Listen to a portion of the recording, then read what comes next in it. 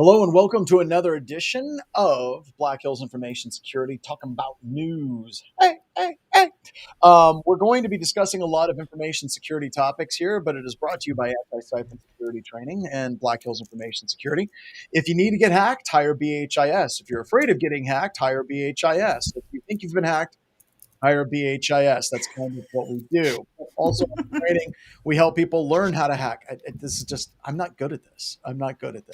Basically, we're here for all your hacking needs. Let's get through it. We have a lot of stories to go through today, lots of different breaches and exploits and IT career questions saying hack all the things. Can't agree with that more. It's kind of fun. But I am joined by Alex. Nice background. Where's the hanging mannequin? I'm missing the hanging mannequin. Do I just pull the sheet and get the mannequin revealed? No, don't. That just okay. That sheet's probably there for a reason.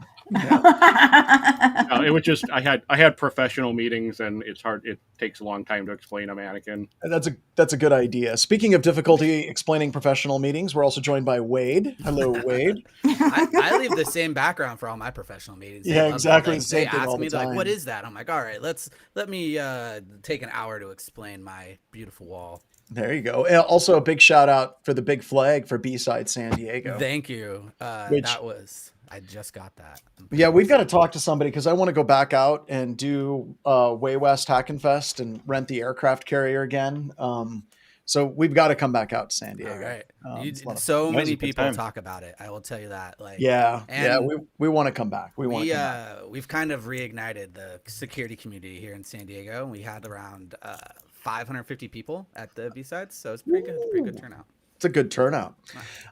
Speaking of people that I missed that I haven't seen in a while, Graham, thank you for joining us again. Hello. Graham Hacker. And Kelly Tarala is on, as always, to keep it all copacetic and make sure that whenever we start going off-road, she just shoves it even further into the ditch. So thank you so much, Kelly. Appreciate it. Is there any specific stories that you all want to get started or just want me to pick and we can start working down them? I have one I'd like to share. Yeah, share it in the chat so we can get it shared out with everybody. CISA came out with an article on cyber hygiene. And the fascinating thing about this is the number at the bottom where they actually go through and they look through critical infrastructure. But the thing that just kind of amazed me was 49% of vulnerable devices were either patched, implemented a compensating control, or taken offline after notification from CISA. So for those of us who have been around the block a few times, to see a national agency dealing effectively with cybersecurity really warms my heart, because we've seen ups and downs with different agencies. We've got a national security advisor. We had DHS doing a bit of cybersecurity. We've got FBI doing a bit of cybersecurity. So I am really excited to see CISA just really leading the charge on this. Well, and this seems like something that they should, right in their wheelhouse, rather than just putting out, posts about new vulnerabilities. Now, correct me if I'm wrong, but they were actively scanning these organizations. They were looking for vulnerabilities in these organizations and then notifying these organizations that they had vulnerabilities. Am I reading this correct? That's the way I read it too. Yeah. And with there are notifications going about, so it must be some new initiative that they're really pushing on, because I've seen notifications. Others in my circles have seen notifications. They get either a printed letter sometimes showed up for some of my associates, and it's that will absolutely get an IT to do something if you have an executive going, "Hey, I have this letter that comes with a very official looking business card and a seal on it and Department of Homeland Security and CISA, can we fix this thing yesterday?" And then it gets fixed. So that also warms my heart. So is phishing just sending a hard copy mail letter saying go to this website? With the USB drive in it. Yeah, right. Right. This is CISA. Wink, wink. Yeah, click this link. But even with all the jokes aside, I mean, I like this better just because CISA's starting to do pen tests for a lot of organizations, and they kind of fall in the category of a really crappy pen test. And it seems like if they can take those security testers and put them to use in things like this, where they're actively scanning critical infrastructure in the United States and trying to find those vulnerabilities, I'm on board. I think that this is great. The thing that does scare me, and it warms my heart at the same time, it's very much sweet and sour, is that it's only 49% seem to be patched or taken offline. One, it's like, holy shit, 49%, that's great. And then the other part of me is like, oh God, that means that 50% of it's still out there. So I don't know. It's a step in the right direction, but what do you all think? Do you think that that's something to be heartened and be like, oh, this is good? Or is it like, dear God, this just shows how screwed we are? Because you can interpret it however you want. Because literally this glass is half empty or half full. I definitely think it's good, right? Like, honestly, we do give CISA kind of a lot of grief. Trouble here on the news, like talking crap every now and then. But I don't know, I've said it a million times before, right? Like, when CISA does come out with one of these reports, it does hold a lot of weight usually. And you being able to report that to like your upper management or someone to get it reported, like, hey, like the government saying to report it. And if they're actively tracking it, like, of course, like every good security company, right, you have to have some type of statistics to prove that you're actually doing things. And this is one of them, at least. Hopefully they keep coming out with stuff like this. I think it's actually pretty cool. So this looks to me like you have to opt in. Yeah, that's what I was going to say. I wonder if this is like really biased now, because the people who aren't opting in obviously aren't, taking security. That makes it scarier, because they opted in and still didn't patch. Right, exactly. Well, but look at the industries that they're referring to in the list. From my point of view, these are a lot of industries where they say, "Oh, we can't patch. We're critical infrastructure. We can't do that. It's your water treatment plant." And the fact that we're finally getting over that, I don't want to say excuse, but that hindering attitude, well, this is so important that we can't secure it. There are entities now who are saying, you know what, we're going to figure out a way around this. We're going to work with vendors. We're going to put compensating controls in. So from a GRC point of view, I'm kind of excited about this, because to me, we're starting to take away excuses for not patching. And I think that this kind of creates a peer pressure situation, right? An example of that would be if you're like, oh, well, there's no way we can patch. You could be like, so what are you in? We're water treatment. Well, we have all these water treatment facilities that have patched, right? That does create peer pressure. And this also kind of brings up like a recommendation for large organizations. I'm just going to use Northrop Grumman as an example, because this is something that we did at Northrop a long time ago. Northrop Grumman wasn't like one huge corporation. It was basically an amalgamation of a whole bunch of smaller organizations that were basically kind of linked together underneath the Northrop Grumman banner. And if Northrop tried to push out a security initiative back then, it was next to impossible, right? It was very, very, very difficult, because you would have everybody push back constantly. The gentleman who was in charge of like the unclassed stuff at Northrop Grumman, whose name I can't remember off the top of my head, I remember talking to him in a meeting. And this is like decades ago. And what he did was brilliant. Is he identified which business units inside of Northrop Grumman were willing to actually put the effort in and actually start securing their specific component of Northrop Grumman. So rather than just trying to push it across absolutely every business unit, he knew that certain business units like mission systems or whatever would be willing to do this. So he would work actively with those business units to implement the security that he was looking for. And then whenever they put the thing across the entire organization as a mandate, as soon as somebody in another business unit started complaining, he could very quickly say, well, this business unit did it, this business unit did it, this business unit did it. So why is it you can't do it? And that really does kind of create a peer pressure thing. So I'm hoping that happens with this CISA, where you have all these people, Kelly, like you said, they're like, well, we can't fix because it's critical infrastructure and it's impossible to patch. They're going to be able to start creating these counter narratives saying, sure, you're in power generation, but these other people are in power generation too, and they were able to do it. Maybe you need to go talk to them. And that is really, really powerful for motivating people, because if they can just throw sand in the gears with little to no repercussions, they're going to do it because they can blame CISA.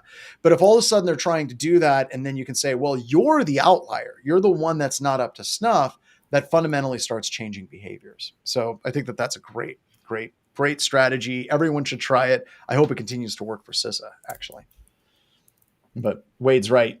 It feels dirty. Is there anything bad we can say about CISA for this? I feel like we should. But no, this is a great program and wish them best of luck. All right. Is there The any way highest we can number on tell? there, I was going to say the highest number on there is government facilities, right? With Yeah. 641. And we do know they like straight up like shut off Avanti, right? That VPN. Oh, And yeah. So like Mhm. that's more of like, yeah, you complied because we told you to type of deal, not because you were willing.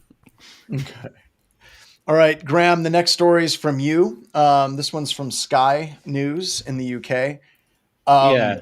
I'm going to laugh. Go ahead. Tell us about this because I think it's hilarious. So apparently you can't use bad passwords anymore. Apparently they're banned in the UK. So I was reading this and I thought it was kind of funny. I looked into like what that actually means. Like clearly they're not saying you as a person can't use, password 123 as your password, but it looks like they're trying to lock down different IoT devices, saying you can't basically you can't have default credentials of password or admin on your devices, which is interesting because if you've ever looked at IoT devices, that the password is always like admin 123, no password at all. You just press enter. So I don't know. I just found it kind of interesting. Now they mentioned those two passwords, but it looks like they actually banned a number of passwords. Like it isn't just those two, right? I mean, right.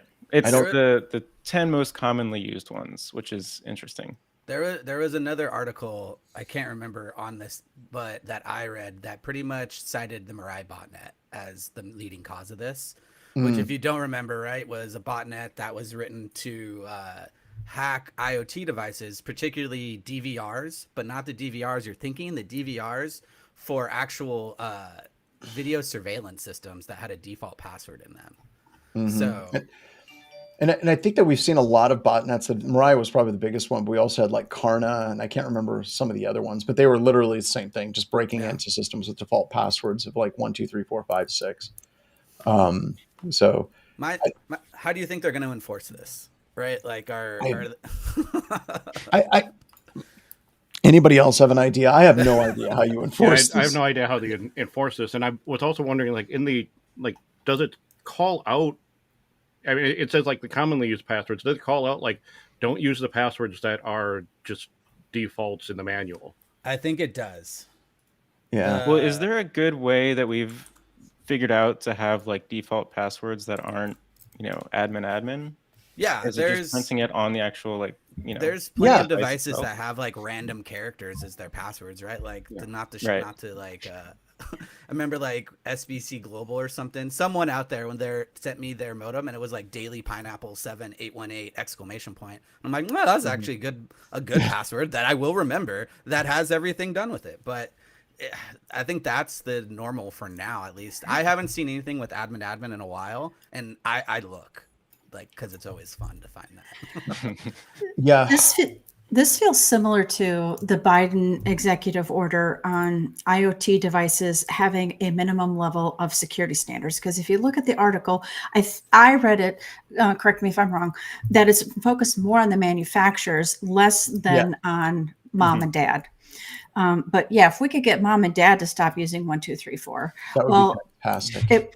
It would, but then we'd be doing more IT on the weekends. That's true. I forgot my password. Was it 1, 2, 3, 4, 5, 6? It was. What did you change it to? Well, not that. Is it 6, 5, 4, 3, 2, 1? Oh, that's it. Oh God. Okay, but here. Go ahead, John. I was just going to say the negative side of this, if the manufacturers do crack down and start making harder passwords, does that mean that people are going to get locked out of their refrigerators or they're locked out of their air conditioning in Florida in August?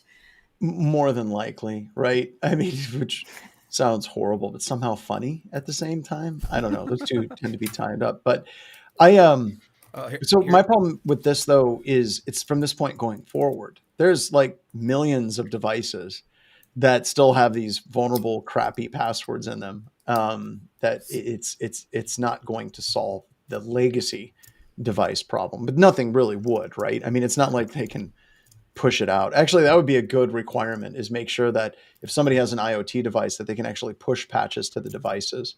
So It's not like a pull. I know with the Mirai botnet in particular, the DVR they went after, they had the ability to update it, and they did. And then there was just an easy way around the update. Like they didn't care really that much. They just bypassed it. Yeah, you just Actually, bypassed we it. have some vulnerabilities like that coming up a little bit later. I think the goal of this show is for me to piss off Graham even more. When he's like, "This is a stupid vulnerability, dude." I've got nothing but wall-to-wall stupid vulnerabilities. Okay, so last week we tell talked him, about. So last week we were joking about the CISA or the Cisco vulnerabilities, right? And they had that weird like rating system. Well, I got a little quiet on the last half of the show last week because I was looking at it, and if you submit a rating to their advisory, the server just returns a JSON list of every other user who's rated it and their first and last name and user ID. So that's cool. Whoa. Isn't that so? We found out that we could actually bomb the reviews too on the patches, right? Isn't that you logged into that? Yeah. Yeah. So that's not helpful at all. So the people who don't comply with this get a $10 million fine. Their products get recalled, or 4% of their global revenue, whichever's higher. I love how in Europe how they don't play. Like it's not going to be like, $4,000. It's like no. We're coming after you. We're coming after your children. We're coming after your effing pets. And it's that's pretty hefty. So, all right. So, do we want to talk about a stupid, easy exploit that just like I saw it and Graham, I immediately thought of you. So next story. Is it a good thing or a bad thing? No, it's a good thing. It's a good thing. Like we were talking about the Cisco stuff, and last week you were like, "Oh my God, how could that be such an easy vulnerability?" And here we have Flowmon, which is a network security appliance, and it has a command injection vulnerability in the get parameter. So they have a really helpful video that shows you how you can execute the remote code execution. And then you can even write a file. Rhino Security released a video how you can basically upload a web shell to it. One of the things I thought was interesting about this one is it's a blind command injection. And it's funny because people sometimes are like, well, if it's blind command injection, how would this be a trivial to exploit vulnerability? Most of the time when you're looking for like blind command injection vulnerabilities, you put in a command that's most likely going to execute and is not going to create damage on the system. Like a really, really simple one would be just ping. So your attacker computer system or your security research computer, take that IP address and then your command injection vulnerability in the parameter or the get request, you put in ping your IP address, and then you see if the victim's computer system actually responds back starts sending in ICMP echo requests to your computer. So it's really, really trivial to find these vulnerabilities. And usually they show up where the developers, in this particular situation, they were using some PHP framework. The developers of that framework are passing parameters via like going down to the command line and then up. So you basically do like a semicolon to do a command delimiter, and then you can execute the command injection. So this is another one of those things, Graham, where it's just like, you see these and you're like, is anybody effing testing this? Like anywhere? Because this one is like, I'd put it right up there with as hard as some of the other ones that we talked about as far as exploiting out there as well. Yeah. Like looking through this, I'm just mad that like I wish I could just have like a full-time job of just looking at like random things and just like being like, oh, yep, here's another one. Like check that off the list and go on to the next one. I feel like that would be really fun. Even if it's like the most random, obscure like thing off of GitHub, it's just like a fun little side hobby. Actually, after last week, we were talking about how you could find that vulnerability with a burps active scanner. I was like, all right, I need to like go back and set up my home lab, set up some fuzzing stuff so I can go through and add some things to my resume, I think. Yeah, well, it's a good way to get those CVEs and those sweet, sweet bug bounties if the company actually has them at all out there as well. We had a question. Is anybody testing this? Do you want to know the answer to that question? No, Nightwolf. We really don't, because I know the answer to that question, right? It's just You see these vulnerabilities dropping absolutely everywhere. And I have more, by the way. We found some more out there that I thought were pretty fun. Like one of them, a tracking app that we'll talk about here in a little bit. So if you're an organization, like realistically, what could you be doing? Like I come back to like, you all think Burp would have found this vulnerability.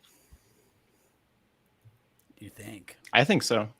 I mean, even if you didn't find it immediately with Burp, like maybe not this particular one, but like doing some sort of fuzzing or like static analysis is super, super useful. And it seems like trivially easy, because basically you're just looking for something where you send some sort of data, whether that's in like the cookie with the story we talked about last week. Yeah. And then either something takes a long time to load or it crashes or you get like a different error, and then you just investigate from there.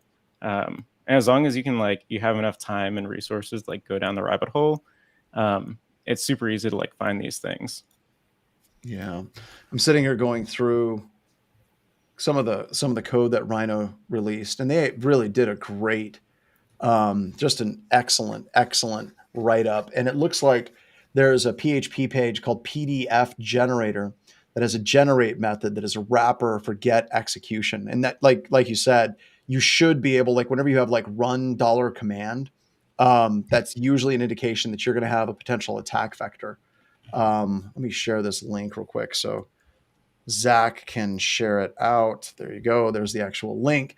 But in here, you can actually see where it's actually executing the command through the command line parameters on the system. So just really, just very, very easy. Could have found it with the simple static code analysis, because I think almost any of the static code analysis tools out there for PHP, correct me if I'm wrong, if they do see where something's executing at the command prompt, they do flag that. I don't know what the criticality is for a lot of those different tools, but most of the ones that I've seen in the past is it's automatically set to high. So you can see that 1 and then the 2, and you can see where it's actually executing exec. It's actually executing the command. And so, yeah, someone should have caught this. This seems pretty trivial.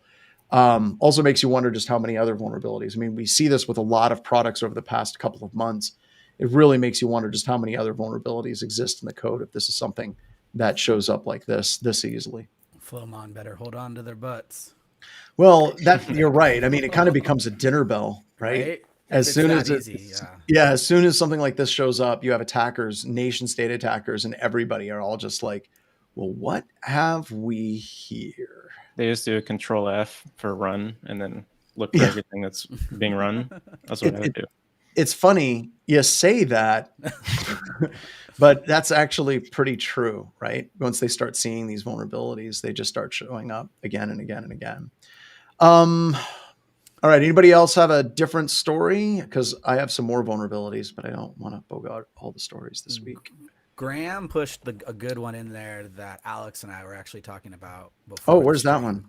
The bleeping computer Microsoft one. So GitHub comments abused. To yeah, we have that one up. Yep. Okay. Yeah, this is pretty crazy. Graham, do you want to talk about this one since you put it up there? Yeah, sure. So basically, and I don't know if this still works. I remember I looked at it a few weeks ago and it was kind of like a very trending thing. And I was like, there's no way that actually works. It works. Sure enough, it does. It works. It still does. Yeah, it still works. Yeah, okay, I tried it right before our broadcast. I tried it and I'm like, yep, it works. I used the John might understand the reference of the chicken.pdf. Mm-hmm. So I just basically put chicken PDF on a bunch of random repos. It's like, yeah, it works. It's still there.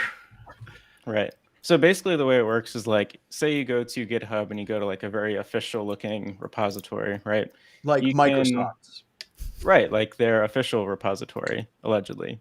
You can go through and submit like a pull request, right? So you can basically say, hey, I want to add this information. And the way that would normally work is you submit a pull request, and then if you're like updating something, someone who owns that repository will go through and say like, yep, this looks good, I'll like merge it in or whatever. But basically what happens with this is you go through and you say, hey, I'm submitting a pull request where I'm uploading like this file, right?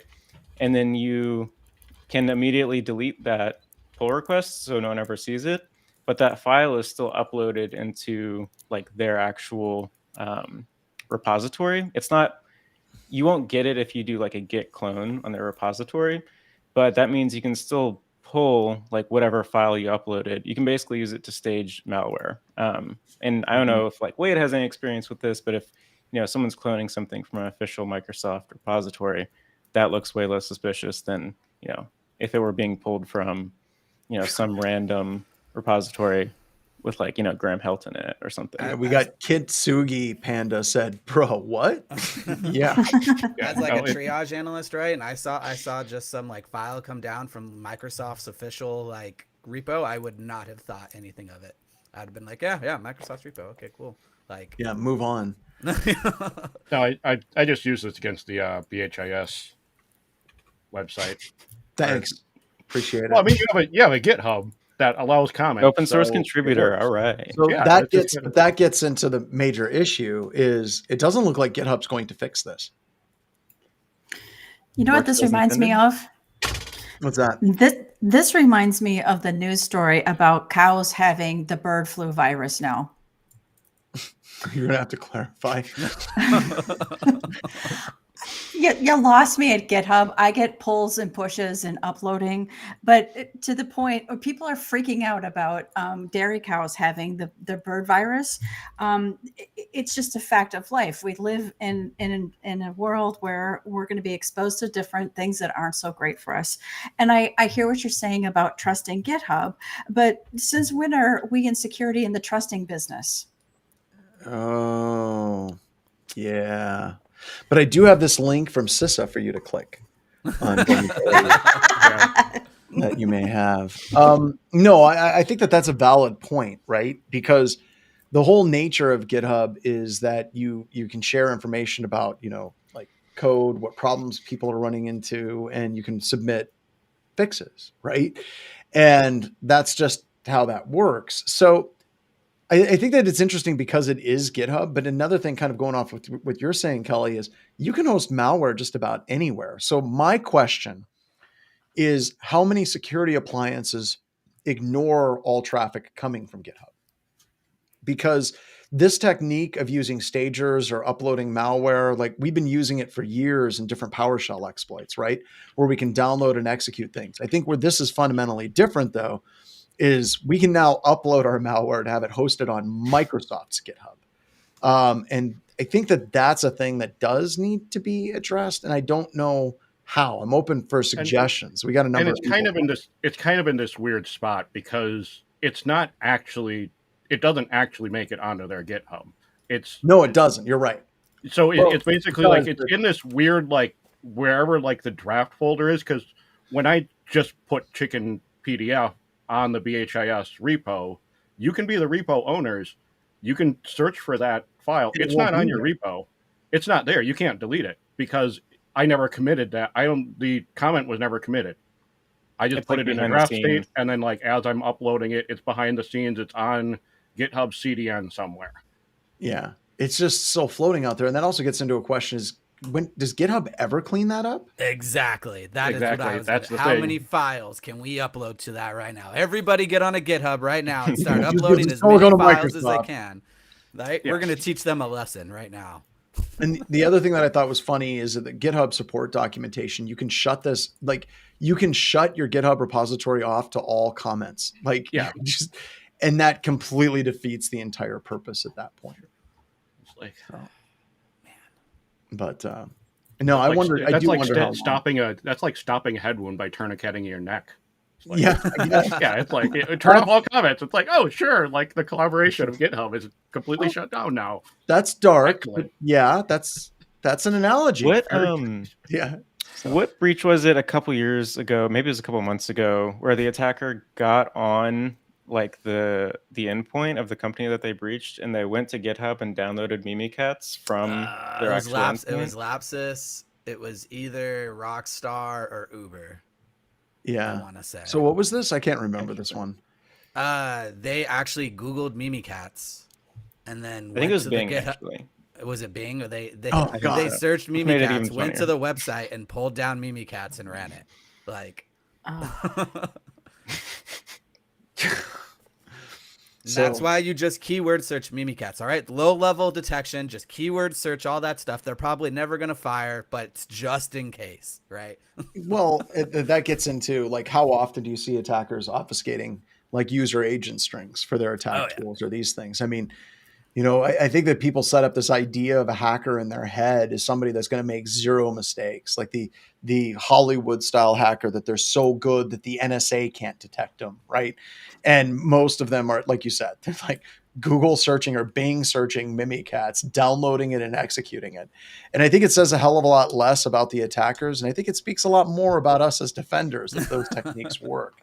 Well, if you ever want to catch me, just look for someone writing ls in a Windows command terminal. They got you then. You'll catch me every time. They got you. So all right, we're locking down. Don't tell that to Risk. All right, they're going to lock down LS across the network.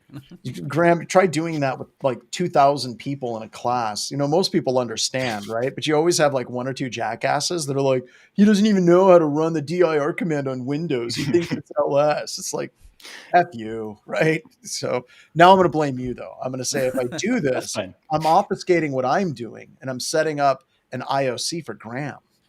And I'm implicating another hacker with that. Right. But so got lots of people that type in ls on the Windows command prompt. I do it all the time. So anything else on this one? We got some more to kind of go through that I think are kind of fun as well. I think we're good. All right. The next one I want to talk about is tracking app vulnerability. So I've been really, really, really slow at getting my Android pen testing class out. I really want to get that out there because vulnerabilities like this are not uncommon. If you look at a lot of the mobile device infrastructure and like the testing is more difficult, right? The barrier to entry isn't just like go get an Android device or an iPhone, load up a sniffer, hook the kernel, and just start hacking, right? It's very, very difficult on these devices because you got to root it, you got to gain access to it, you got to upload certificates, you got to bypass certificate pinning on these devices. So there's a lot of steps.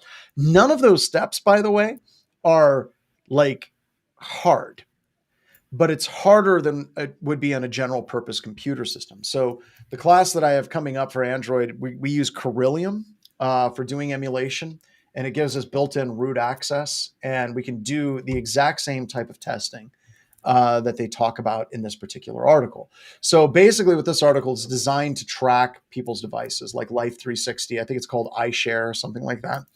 And the security researcher, the name is Eric Dingle, I think, Diangle.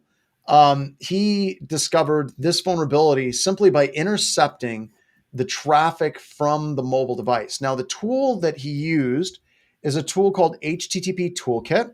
If we can share that up here in a second, which is a really cool HTTP interception utility. So you can intercept a whole bunch of on Windows, Chrome. You can do Android devices. Doesn't say iPhones on the website, but you can intercept that traffic and you can see what is being sent back and forth. And basically what he discovered is you can add yourself to like any group. And once you're in the group, you can basically track any user in that particular group. So you literally, once you have someone's ID, you could just track them, right? So fantastic research. Once again, not hard. I still think it's great because once again, it's kind of showing, hey, there's fertile ground over here. If you want to do lots of cool research in the security community that gets recognized very quickly, basically get Corellium, set up a device, install an application, and start intercepting all the traffic coming and going to that application. You're going to find these types of vulnerabilities that you'll be able to take advantage of. So iSharing, 35 million users, and any user could have tracked the location of anyone else. Now, iSharing said a couple of things. One, they said, thank you to the security researcher. So they said nice things about Eric, which I think is good. He did a nice write-up. The other thing is they fixed it. But then the third thing, I want to get everyone's opinion on this. They basically said that they were able to go back and look through their logs and verify that no one else had actually exploited this. And I wanted to kind of get your take on how you feel about that. Do you think that that's a good thumbs up, or is it kind of poopy, or are they trying to both smoke up people's ass about what they did or didn't do, or what they did or didn't detect? I'm very surprised. I'm surprised they have logs for that. I'm so surprised they had logs for that, and want to know what their retention data is for their logs and how long they look back for. So did they just say like, oh yeah, no one's done this in the past 5 days? You're saying they still have some explaining to do. Yeah. Like just saying you've never detected it before is good, but if you give us an actual date that you've never detected for, that's going to be a little bit better. It's a little bit open-ended. It sounds like lawyer speak to me. Well, I was surprised a lawyer would let that go through to sit there and say it's like, right. That's what I was thinking. The only compromise that happened, and having that like go out as an official statement that someone goes, never. You don't want to really use the words like never and always, and it's like it's having that statement that it's like there is no compromise other than this one researcher. No one else found this. No one else exploited it. It makes me feel somewhat better if I don't think about it too much, Alex. It is comforting. Yeah. Well, it reminds me of do you remember the 23andMe breach notification where they said, we didn't have a breach. It's your own damn fault for being stupid. At least it's not as bad as 23andMe's notification. That's a good point. Yeah. That's a very good point. As a ignorant blue teamer, are there less bug bounties for like apps, like cell phone apps? I would imagine I would say a ton of these companies, they don't have the budget to support it. They just don't. Just some shoestring app builder, right? Pretty much, yeah. Yeah, makes sense. One thing that I wanted to point out for people who like are maybe like new or like getting into security and they are reading this and they don't really like understand a lot of it. A lot of the things that I did when I first like got started was I would always read these articles and be super confused. And then I would go to the actual like security researcher who did the write-up, and I would just save their blog. And then I just put that in an RSS feed. And then every couple of days I'd check my RSS feed. And then eventually I got to the point where I had like some pretty good like RSS feeds or like blogs saved up, and I could read through them. And even if I didn't understand a bunch of them, it's a really good way to like stay up to date on what people are doing. That's a good idea. Back to the security reports is usually the best too. I find most times in news articles just like sprinkle it, and then you go in there and get the really good details for those detections.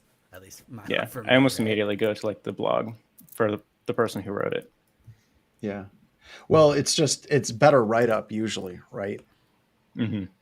So, Wade, you put in an Ars Technica article about FISA. And I think I put in the wrong article. Well, we can talk about that one. I think it's a good article. We can talk about it. Anyone want to talk about this one? Okay. All right. I'll take it. So whenever you're talking about this, a little bit of background. So FISA is the court that basically authorizes you to spy on U.S. citizens. And like I said, my background on this is somewhat dated. I worked on the intelligence community multi-acquisition program that basically was dealing a lot with this type of data. So just so you know, a lot of people, whenever they discuss this, they're like, well, then somebody can just go in and start spying on a U.S. citizen without a warrant. And I'm going to say, no, that's not true with an asterisk, and I'll come back to it. So I'm going to start by saying, no, that's not true. And then we'll come back to some sort of some things that make me think otherwise. So whenever you're communicating with people outside of the country, right? The United States government has an intelligence apparatus that is constantly monitoring certain people and persons of interest outside of the United States. And the easiest group to think of is just think of terrorists, right? So if there's known terrorists or there's known countries that are incredibly interesting to the United States because they have a high amount of terrorists, then it's entirely possible that U.S. citizens, by that spying on that foreign country, will get caught up in that spying. I know that sounds weird, but think of it like this. Somebody in the United States is communicating with a cousin in Russia, and that cousin in Russia is part of the Russian military. They may or may not be communicating with secrets. They could just be communicating about recipes for, goulash or whatever, but it's still something that U.S. citizens' communications may be picked up as part of that observation with that specific target or individual of interest or an entire country of interest. And then the United States would basically sift through that data. Another example would say, let's say the United States hypothetically has the ability to intercept cell phone communications in a foreign country, someplace very, very dangerous, right? We're monitoring all the cell phone communications in some country, and somebody in the United States calls, and now that US citizens' data is caught up within that. So, in order to gain authorization to actually get that communication with that US citizen, once it has been discovered that there's a United States citizen, you get a FISA warrant. So you would go to FISA and you would make a request that allows you to intercept and start parsing that data. Straight up data, Blue Force data that you would normally have with allies or in the United States. If it's just US data, usually that data gets thrown away completely. So you just can't get it. Now, there's other ways around that. If you have other friendly countries that are collecting that data, maybe they can analyze it, but that gets really weird. And there's some really funky legalities on that. So the problem with the whole FISA thing is it comes down to Edward Snowden, right? So when I worked on a lot of these different programs, the amount of like hoops that we had to go through to actually get authorization to spy on a US citizen was pretty robust. It wasn't just like sit down and access a terminal and then, you can just pull down absolutely anything you wanted about that individual. It didn't work that way when it was built, at least for the systems that I worked with. The problem was once Edward Snowden released all of this data publicly, it looks like a lot of those FISA requests for getting access were reduced from an actual request to FISA and the ability to just basically do a drop-down box, select something, and then automatically gain access to that data. So I think on one side, I think it's easy to over-panic and say, hey, the United States government is spying on us without warrants. That's not 100% true, but it is kind of in the ballpark, I suppose, with this. I think that that's important. But the other thing that I think that has to be balanced with all of this, and this isn't something that I'm agreeing with, but it's a conversation that has to be had, is, God, who were the shooters? It was in California. It was a married couple. Burbank. I know which one you're talking about. Burbank. Thank you. It was a Yep. married couple. And I want to give you guys like how America looks at this stuff so that you can kind of understand the problem. All right. So you had this couple, they were communicating about doing a shooting in San Bernardino, Burbank area, right? They were communicating on Facebook, right? So as soon as that went down, that they were communicating on Facebook after the shooting, immediately people started asking questions on news shows like, why the hell didn't we intercept this? Why weren't we able to see this? Who can we basically blame for the fact that we have this huge intelligence failing?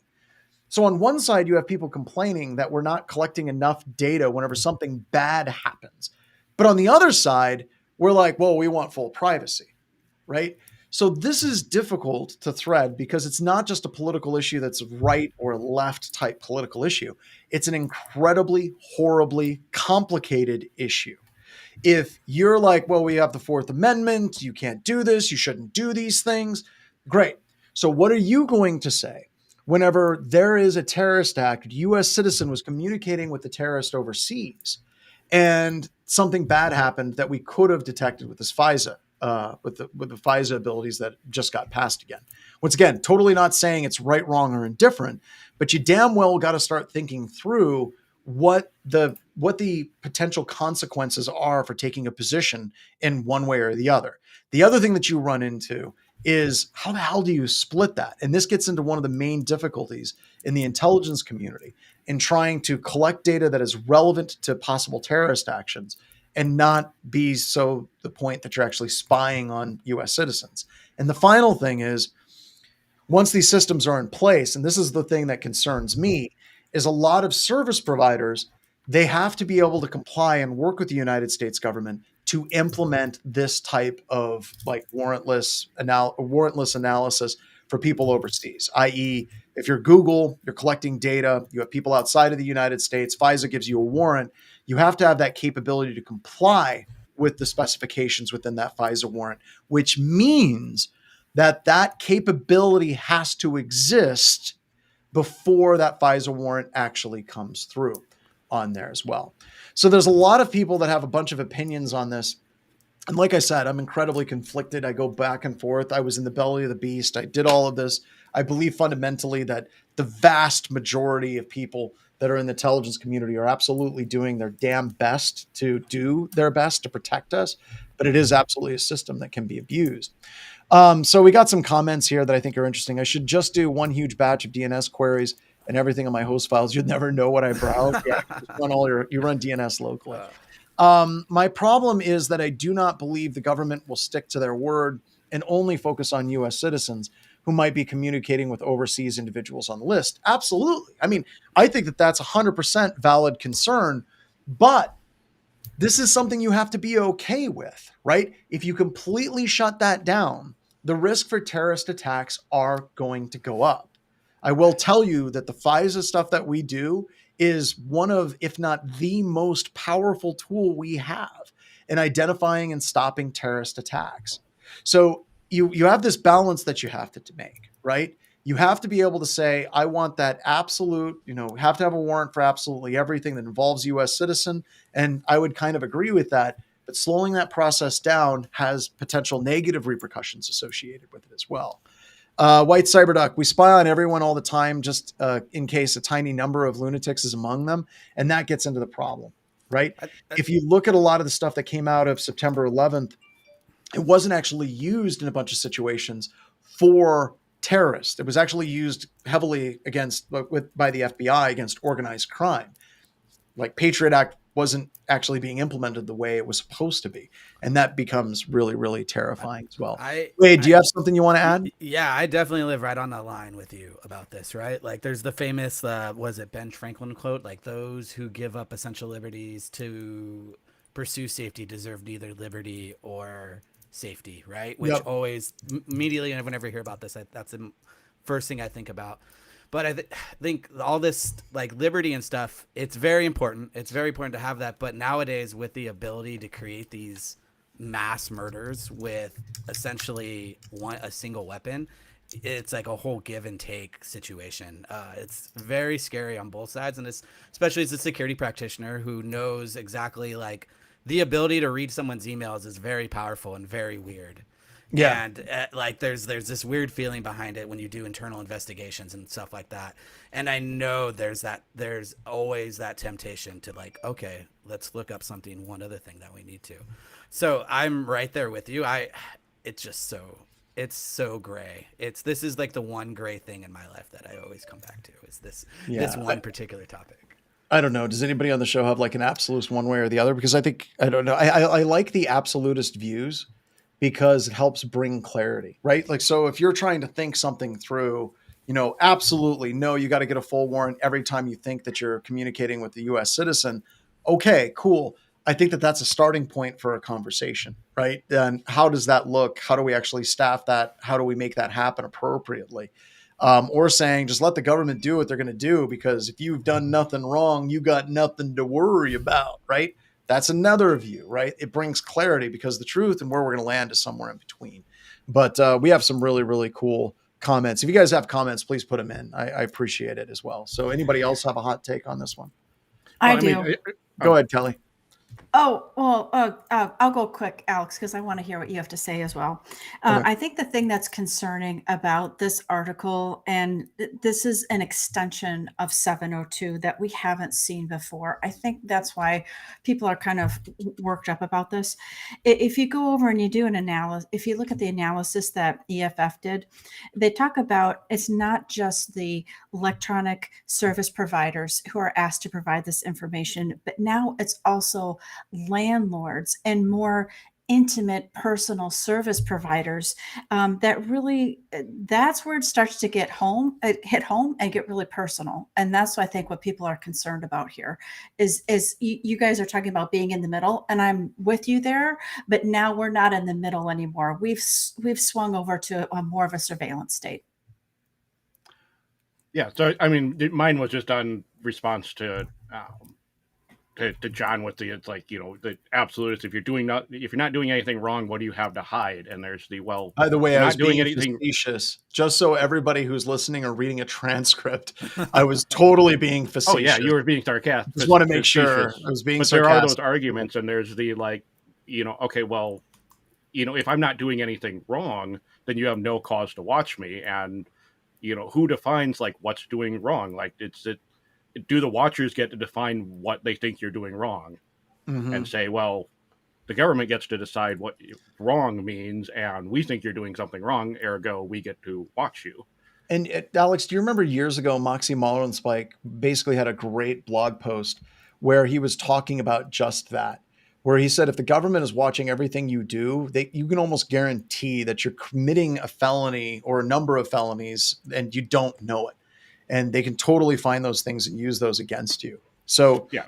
Agreed. All right. That's a good one. All right. What else? Another news or more? No, I want to see if anybody else had a take because we have a lot of comments that I think are really, really cool. I have Graham? another news story if we're interested. I'll put it in the chat. It's about, I hope it came in okay. So we have a GDPR complaint coming out of OpenAI. Oh my God. On a hallucination. Interestingly enough, so we talk a little bit about how the European Union, as you said earlier in this podcast, John, they're pretty black and white when it comes to things. Yep. So it's actually Max Schrems. For those of you who don't know who he is, he's the guy who basically, as a young law student, said, I really don't like what's going on back to 702 and how data was collected. Remember, when we learned about the data that we are sharing with our European allies, Max Schrems stepped in and said, whoa, I don't like what's going on in the United States. So he's actually I call him the godfather of GDPR because he's the one who actually sort of got people thinking about it. He has now filed another privacy complaint about ChatGPT's hallucinations. And I am not an AI expert by any stretch of the means. So would somebody like to explain what a hallucination is? It's basically where ChatGPT gives you incorrect data very confidently. I think in this example in the article, because I read this, he asked about its birthday. And it's basically, your birthday is this. And it was wrong. Like, it wasn't correct. It was just basically giving incorrect data that it believed was fundamentally correct. And I can't remember what the error rate is. I want to say I've seen studies that go anywhere between like 5% or less than 5%. And some of the models out there are close to 30%.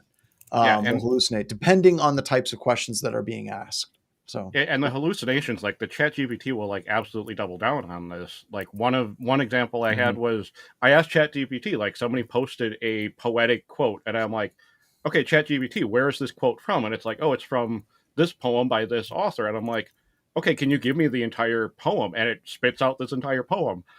That poet never wrote that poem, so it's just like absolutely making this up. And it's like, no, here's the poem it is from, here's the book that poem is from, and it's like none of those exist. And you start relying on that information, and it's just all hallucinated.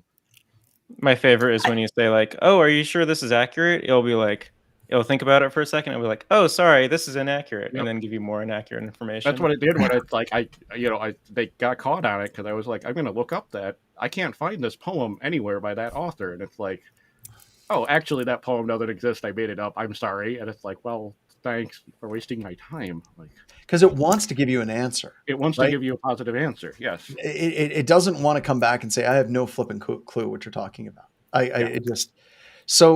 This gets into like, I talk to a lot of people. It's one of those topics like Bitcoin from a few years ago, where everyone is like, you work in computers, huh? So what do you think of this Bitcoin thing? And this is very similar to that. And we always talk about GIGO, where people are like garbage in, garbage out. And that is not true with computers.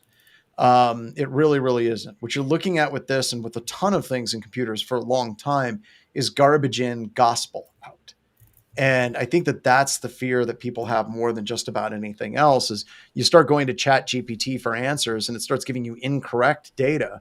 And we believe it because it's Chat freaking GPT. And we just kind of run with it. Well, I have a interesting story. When I was first learning to write Go, I would, paste it into whatever like AI engine. I'd be like, hey, I'm trying to like do this, but it's giving me this error. Like, how can I fix this piece of code? And it would come back and it'd be like, oh, you need to use this library and like, here's the code. And then not knowing anything about how to write Go, I would be like, all right, like, let me try this. And I would, paste it in, turns out the library it gave me isn't even a real library.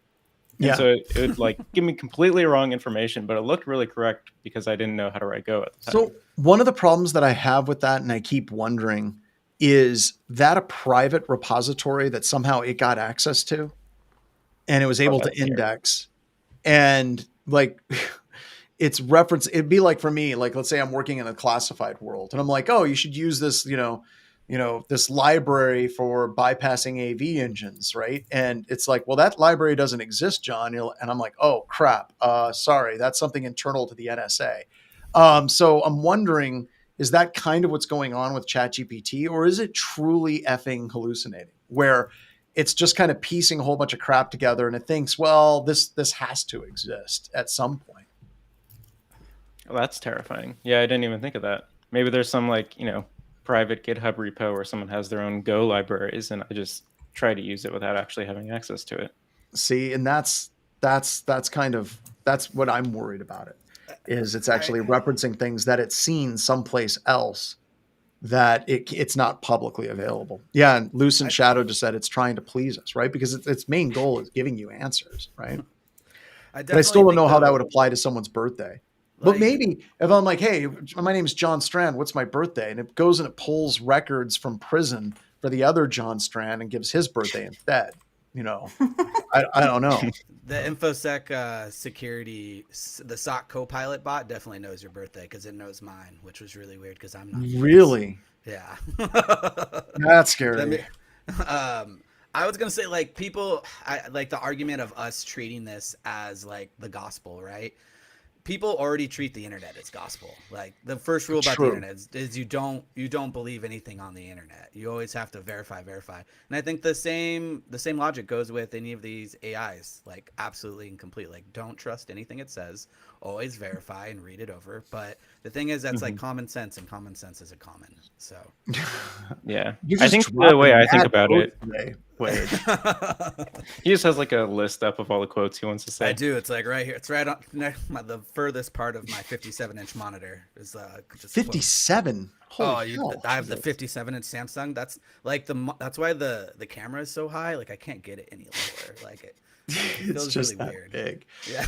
So yeah, the 48. I think it's 46. The curved big 46 is like standard equipment for BHIS people. Oh yeah, that's why Zach was having so many problems. That makes sense. Yeah, it's great for multitasking and having a lot of things going. Like I'm working on databases now, and I'd like to be able to pull and then have all the database columns. It's so beautiful. Do you know about Power Toys? Yes, absolutely. Okay. Yeah, I have Power Toys installed. It's great. And I was sharing it with Zach earlier about Power Toys. Windows tools. Linux people like Graham don't care about. You just got to get in tiling window managers. Graham, I'm with you there too. Pop OS has like total tiling that you can turn on and off. It's great. So unfortunately I'm on a Mac because it has a good camera and it has a good microphone built in, but that's a whole nother conversation. Well, we got off course. And I blame myself for that. For any AI based thing, I just come back to like, would I be able to find this information in a search engine? And if the answer is yes, then like I don't really care. Like people a few months ago were saying like, oh, there's this new AI thing that can write, a reverse shell or something. I'm like, okay, well, I could just search reverse shell GitHub and I would have, 50 of them. So I don't like a lot of it. It's just not really anything new. It's just presented in a different form. So Graham's looking up reverse shell on GitHub and it takes it right to the comment section in Microsoft's GitHub. Right. I'm like, oh, this is legit. This is a zip file too. This is awesome. So Wade, I think you and I both had the same idea for the last story. Oh, okay, good. Yeah. So we got a problem in Sweden. They got hit by ransomware and it locked the country out of liquor. I think this is the surefire, fastest way to get computer security. Like screw CISA. If the hackers start like interrupting our booze supply, you just watch those laws. It's going to be right up there with like, Ticketmaster screwing over Taylor Swift fans. Like you thought that was a big deal. Shut off access to alcohol and bang, we're going to see this stuff get fixed as well. So Did you see in the article, they're even saying not only are we going to be stressed out about not having alcohol, the paper bags that we hold our bad alcohol in will not be available. that's just mean at that point. I What think is it? that's successfully gone too far. So. I think Kelly threw this stat out. Like grocery stores and all this have like 2 days worth of supplies. Yeah. So 12 hours. 12 hours. So I'm sure like the moment they're like, they got hit by ransomware, like all the alcohol was gone. Everyone just bought it up instantly. Alcohol and toilet paper. Yeah. And then some dude who's home brewing beer or has their own distillery is just like, I knew it. I was waiting for this the whole time. I'm a god here. So is alcohol considered a critical infrastructure? I would say in some Probably. respects, yes. And I don't even drink. And there's just people that I'm like, you know what you need is some alcohol. You need to calm down. So, all right, everybody, that's it. Thank you so much for coming, and we will see you all next week.